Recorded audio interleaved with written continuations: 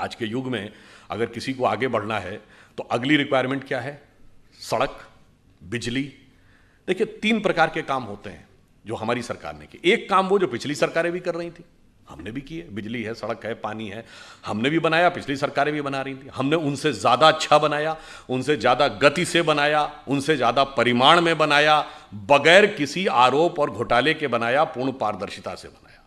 दूसरी कैटेगरी के वो काम होते हैं जो पिछली सरकारों ने सोचा मगर करने की हिम्मत नहीं कर पाई, जैसे जीएसटी, जैसे सर्जिकल स्ट्राइक। तीसरी कैटेगरी में वो काम आते हैं जो पिछली सरकारों के कल्पना में ही नहीं आए होंगे, हमने वह भी करके दिखाया। तो प्रधानमंत्री जी ने किस रूप में सोचा? जब हम लोगों की विचारधारा के हाथ में पूर्ण सत्ता आती है तो देखिए सोचते कैसे हैं। दीनदयाल जी का अंत्योदय साकार किया, सबको देके, चाहे अगर आप याद करिए उज्ज्वला योजना में उन सारी महिलाओं को जिनके के लिए धुएं के से निकलने वाले आंसू नियति बन गए थे, उनको उनसे मुक्ति दिलाई। और यह भी महत्वपूर्ण बात देखिए, 2014 में एक और परिवर्तन आया। इससे पहले लोग सरकारों से अपेक्षा करते थे हमें और चाहिए, हमें और चाहिए। पहली बार ऐसा हुआ शायद लाल बहादुर शास्त्री जी के बाद, जब प्रधानमंत्री जी ने कहा जो सक्षम है, समृद्ध हैं, संपन्न हैं, अगर हो सके तो सब्सिडी छोड़ दें, और 1 करोड़ से अधिक लोगों ने छोड़ दिया। यह तब होता है जब नेतृत्व की नीयत पर विश्वास होता है। तो देखिए पहला चरण यह था कि किस ढंग से पहले सबसे गरीब वर्ग को जीवन की मूलभूत आवश्यकताएं उपलब्ध कराई जाए। उसके बाद अगला चरण देश के आर्थिक विकास का मार्ग प्रशस्त किया जाए। इसलिए इस कैटेगरी में वो काम आए, जैसे मैंने बोला जीएसटी। पिछली सरकार ने भी तो कोशिश की थी, नहीं हो पाए। पूरे देश को एक टैक्स लॉ के अंतर्गत लाना ताकि बिजनेस को ग्रो करने का एक बड़ा अवसर मिल सके। उसके बाद ये सारी चीजें बेमानी हैं यदि आप सुरक्षा देश की मजबूत ना कर सकें। अब हमने आपको बताया जो सर्जिकल स्ट्राइक थी, बहुत से पिछली सरकारों ने क्लेम किया जी हमने भी कहा था, हमने भी भाई किया था तो क्यों नहीं हो पाया। और यह बात मैं प्रमाण के साथ बोलता हूं। अमेरिकी राष्ट्रपति बराक ओबामा ने अपनी किताब द प्रॉमिस लैंड में लिखा, 2010 में भारत आए थे, उस यात्रा का वृत्तांत देते हुए उन्होंने लिखा कि 26/11 के हमले के बाद उस समय की सरकार ने, जबकि सेना तैयार थी पाकिस्तान के ऊपर एक स्ट्राइक करने के लिए, उस समय की सरकार ने इसलिए अनुमति नहीं दी क्योंकि उस सरकार को लगता था कि इससे उपजे वातावरण से भाजपा को राजनीतिक लाभ न मिल जाए। ये आपकी हिम्मत नहीं थी, इसलिए नहीं कर पाए।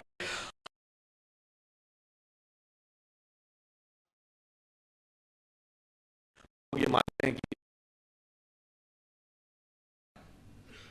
पर यहां एक विचित्र कॉन्फ्लिक्ट था। पूरी दुनिया में ऐसा कॉन्फ्लिक्ट आपने नहीं देखा होगा कि पड़ोसी के मुकाबले हम बड़े भी थे, हम ताकतवर भी थे, पर हम पिछले 65-66 सालों से, अटल जी के दौर के 6 साल छोड़ दें तो हम दुनिया में कहते थे कि वो हमें सता रहा है।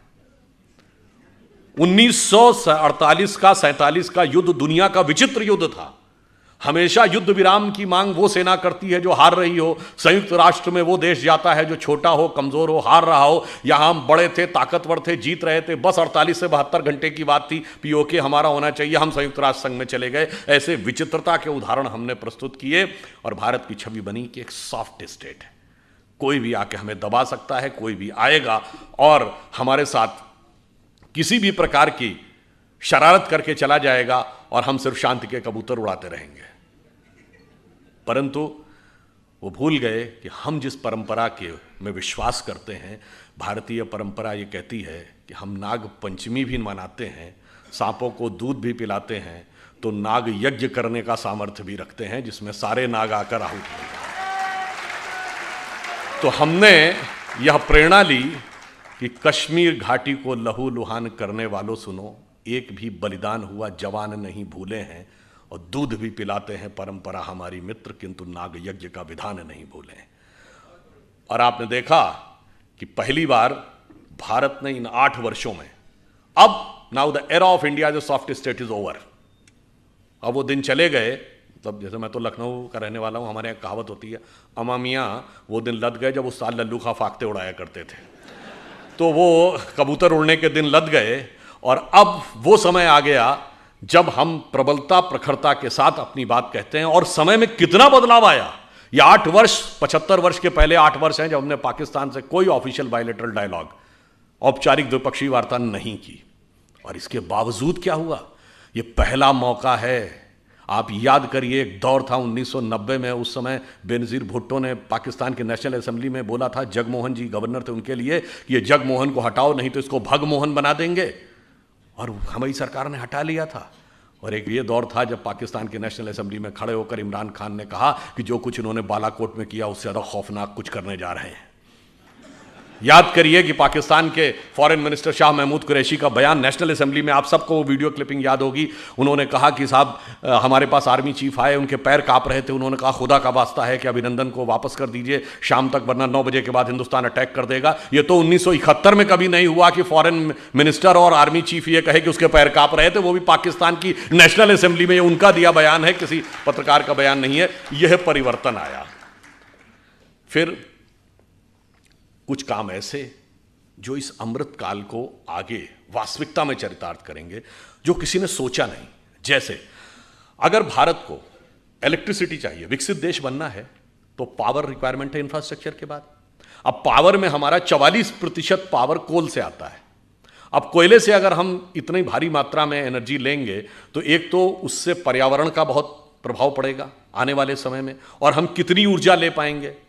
तो इस पर सोचना चाहिए कि भगवान ने भारत को क्या दे रखा है। देखिए, भारत के 2 छोरों को देखिए, पूर्वी छोर और पश्चिमी छोर। पश्चिमी क्षेत्र का जो इलाका है, जिसमें गुजरात है, राजस्थान है, वैसे आजकल तो वहाँ पानी बहुत गिर रहा है, मगर सामान्यतः वहाँ पानी की कमी रहती है, मगर सूर्यदेव बहुत प्रचंड रूप में वहाँ पर अपना प्रबलता दिखाते हैं। और जो पूर्वी हिस्सा है, जिसमें बिहार है, उड़ीसा है, बंगाल है, असम है, वहाँ नदियों के पाट बहुत चौड़े हैं, बहुत पानी गिरता है, बाढ़ की समस्या रहती है।